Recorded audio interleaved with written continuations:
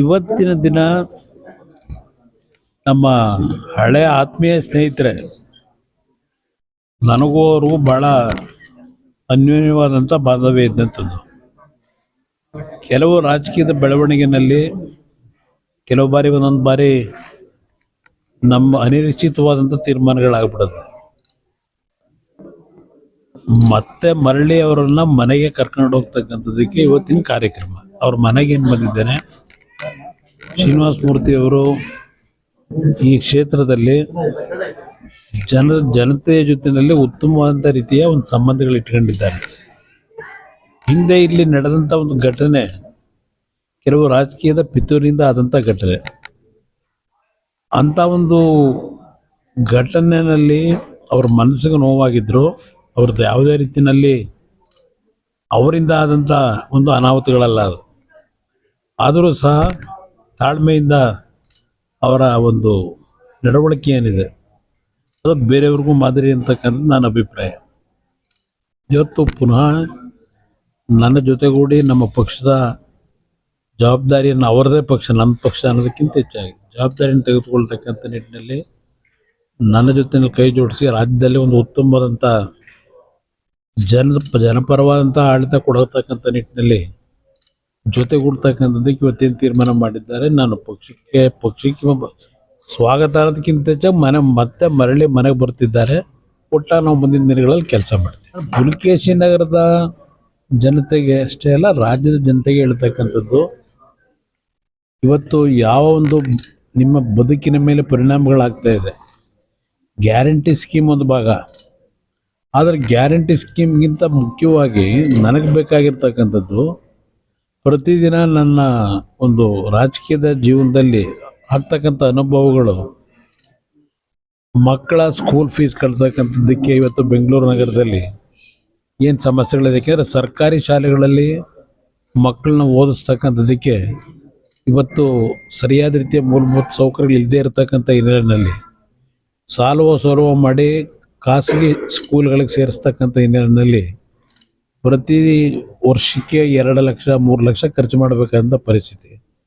ಇವತ್ತು ದಿನಗೂಲಿ ಕೆಲಸ ಮಾಡೋರು, ಆಟೋ ಡ್ರೈವರ್ಗಳು, ಹಲವಾರು ರೀತಿ ಸಣ್ಣ ಪುಟ್ಟ ಕೆಲಸ ಮಾಡ್ತಕ್ಕಂಥವ್ರಿಗೆ ಕುಟುಂಬದಲ್ಲಿ 2 ಮಕ್ಕಳಿದ್ರೆ ಆ ಮಕ್ಕಳ ಒಂದು ವಿದ್ಯೆಗೆ ಏನು ಕೊಟ್ಟಿದ್ದಾರೆ ಅನ್ನೋದು ಮುಖ್ಯ. ಇಲ್ಲಿ ಆ ಕೊಡ್ತಕ್ಕಂಥ 2,000 ರೂಪಾಯಿನಲ್ಲೂ ಅವರ ಸಂಪಾದನೆ 15,000 20,000 ತಿಂಗಳಿಗೆ ಮಾಡ್ಬೋದು. 2 ಮಕ್ಕಳಿದ್ರೆ ಅವ್ರ ವಿದ್ಯೆ ಕೊಡತಕ್ಕಂಥದ್ದೇ ಭಾಳ ದುಸ್ತರವಾದಂಥ ವಾತಾವರಣ.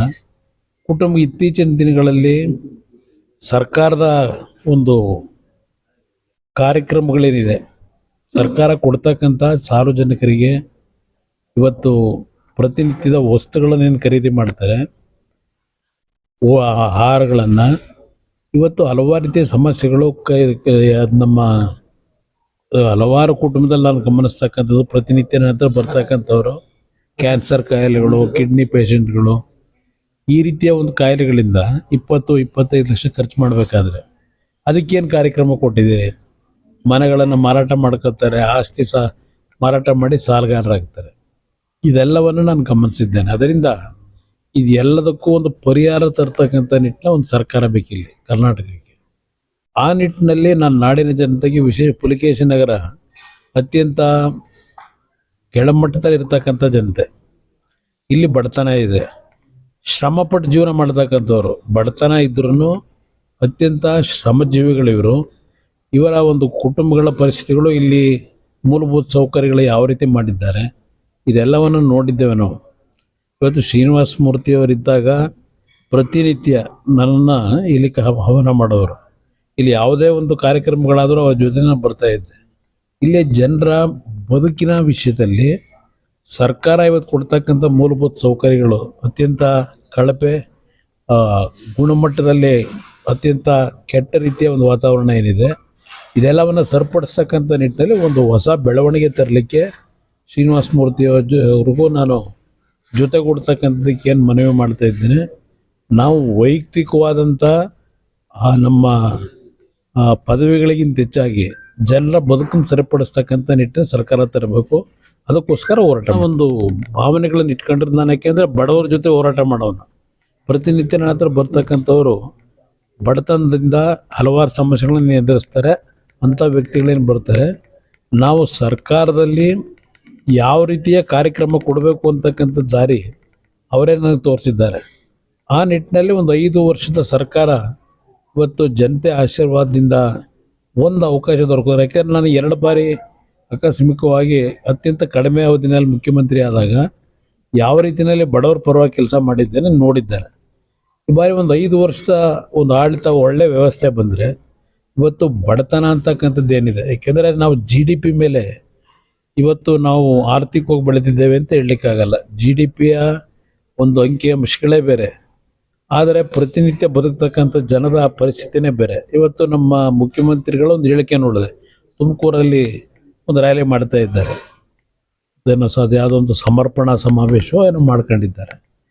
ಇವತ್ತು ಅವರು ಹೇಳ್ತಾರೆ ಸಾಧನಾ ಸಮರ್ಪಣೆನೋ ಏನೇನೋ ಇಲ್ಲಿ ಅವರು ಒಂದು ಮಾತು ಹೇಳ್ತಾರೆ, ತಲಾವಾರು ನಮ್ಮ ರಾಜ್ಯದಲ್ಲಿ ಆದಾಯ ದೊಡ್ಡ ಮಟ್ಟದಲ್ಲಿ ಹೆಚ್ಚಿಸಿದ್ದೇವೆ ಅಂತೇಳಿ. ಅದು ತಲೆವಾರ ಆದಾಯ ಅವರೇನು ಲೆಕ್ಕಾಚಾರ ಮಾಡ್ತಾರೆ. ಇವತ್ತು ಕೆಲವು ಮಂದಿಗಳು ಸಂಪಾದನೆಯನ್ನು ಮಾಡಿದ್ದಾರೆ, ಶ್ರೀಮಂತಿಕೆ.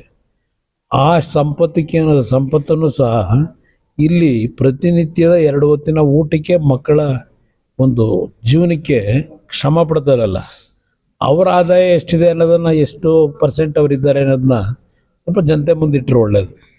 ಇವತ್ತು ಹಲವಾರು ಭಾಗದಲ್ಲಿ ಉತ್ತರ ಕರ್ನಾಟಕ ಇರ್ಬೋದು, ಅದು ಕಲ್ಯಾಣ ಕರ್ನಾಟಕ ಇರಲಿ, ಮುಂಬೈ ಕರ್ನಾಟಕ ಇರಲಿ, ಇಲ್ಲಿ ಬೆಂಗಳೂರು ನಗರದಲ್ಲೂ ಹಲವಾರು ಪ್ರದೇಶದಲ್ಲಿ ಅವರ ತಲಾದಾಯ ಎಷ್ಟಿದೆ ಅದರ ಮಾಹಿತಿಗಳನ್ನು ಜನತೆ ಮುಂದೆ ಇಟ್ಟರೆ ಇಲ್ಲ ನಿಮಗೆ ಜ್ಞಾನೋದಯ ಆಗುತ್ತೆ. ನನ್ನ ಅಭಿಪ್ರಾಯದಲ್ಲಿ ಬರೀ ತಲೆ ಆದಾಯವನ್ನು ಯಾರೋ 4 ಜನ ಸಂಪಾದನೆ ಮಾಡಿರ್ತಕ್ಕಂಥದ್ದನ್ನು ಡಿವೈಡ್ ಮಾಡ್ಕೊಂಡು ಹೇಳೋದ್ರಿಂದ ಆ ಒಂದು ಕೆಳ ಹಂತದಲ್ಲಿ ಬದುಕ್ತಕ್ಕಂಥವ್ರ ಬದುಕನ್ನು ಇನ್ನೂ ಸರಿಪಡಿಸಿಲ್ಲ ಅನ್ನೋದು ಅರ್ಥ ಆಗಿದೆ. ಸರ್, ರಾಜ್ಯ ಸರ್ಕಾರ ಹಿಜಾಬನ್ನು ಅನುಮತಿ ಕೊಟ್ಟಿದೆ. ಇದ್ರ ಬಗ್ಗೆ ನೀವು ಈ ವಿದ್ಯಾರ್ಥಿಗಳಿಗೆ ಏನು ಸಂದೇಶ ಕೊಡೋಕೆ ಇಷ್ಟಪಡ್ತೀರಾ ಸರ್? ಈಗ ಈ ವಿಷಯದಲ್ಲಿ ಬಹುಶಃ ಈ ಪ್ರಕರಣ ಬಂದಾಗ ಹಿಜಾಬ್ನ ವಿಷಯದಲ್ಲಿ ವಿಧಾನಸಭೆಯಲ್ಲಿ ಕಾಂಗ್ರೆಸ್ನವರು ಚರ್ಚನೆ ಮಾಡಲಿಲ್ಲ. ಆ ಒಂದು ಸಮಾಜಕ್ಕೆ ರಕ್ಷಣೆ ಕೊಡ್ತಕ್ಕಂಥ ನಿಟ್ಟಿನಲ್ಲಿ ಅವರಿಂದ ಏನೋ ವಿಧಾನಸಭೆ ಕಲಾಪದಲ್ಲಿ ಚರ್ಚೆಗೆ ಯಾರೂ ಮಾತಾಡಲಿಲ್ಲ, ಆಸಕ್ತಿ ತೋರಿಸ್ತಿಲ್ಲ. ಹಿಜಾಬ್ನ ವಿಷಯದಲ್ಲೂ ಸಹ ಏನಾದರೂ ಅವರು ನಮ್ಮ ಈ ಒಂದು ಧರ್ಮದ ಪರವಾಗಿ ಹೋರಾಟ ಮಾಡ್ತಕ್ಕಂಥ ಧ್ವನಿ ಎತ್ತಿದ್ರೆ ಅದು ನಾನು ವಿಧಾನಸಭೆಯಲ್ಲಿ ವಿರೋಧ ಪಕ್ಷದ ನಮ್ಮ ಪಕ್ಷದ ಶಾಸಕಾಂಗ ಪಕ್ಷದ ನಾಯಕನಾಗಿ ಎತ್ತಿದ್ದೇನೆ. ವಿಧಾನಸಭೆಯ ರೆಕಾರ್ಡ್ನಲ್ಲೇ ಇದೆ. ಇವತ್ತು ಇವರು ಈಗ ಹಿಜಾಬ್ನ ವಿಷಯವನ್ನು ಮುಂದೆ ತಂದಿರತಕ್ಕಂಥದ್ದು ಮೊನ್ನೆ ನಡೆದಂಥ ದಾವಣಗೆರೆ ಉಪಚುನಾವಣೆಯಲ್ಲಿ ಸಮಾಜದ ಮೇಲೆ ಆಗಿರ್ತಕ್ಕಂಥ ಒಂದು ಅಸಮಾಧಾನ ಅವರಲ್ಲಿ ಕಾಂಗ್ರೆಸ್ ಬಗ್ಗೆ, ಅದರ ಹಿನ್ನೆಲೆಯಲ್ಲಿ ಇತ್ತೀಚೆಗೆ 3 ವರ್ಷ ಆದಮೇಲೆ ಅಧಿಕಾರಕ್ಕೆ ಬಂದು ಈಗ ಈ ಒಂದು ವಿಷಯವನ್ನೇನು ಪ್ರಸ್ತಾಪ ಮಾಡಿದ್ದಾರೆ, ಎಲ್ಲಿ ಕಾಂಗ್ರೆಸ್ಗೆ ಆ ಒಂದು ವರ್ಗದ ಜನ ಮುಂದಿನ ದಿನಗಳಲ್ಲಿ ದೂರ ಹೋಗ್ತಾರೋ ಅಂತಕ್ಕಂಥ ಭಯದಿಂದ ಮಾಡ್ಕೊಂಡಿದ್ದಾರೆ ಹೊರತು ಹೃದಯದಿಂದ ಮಾಡಿರ್ತಕ್ಕಂಥ ಕಾರ್ಯಕ್ರಮ.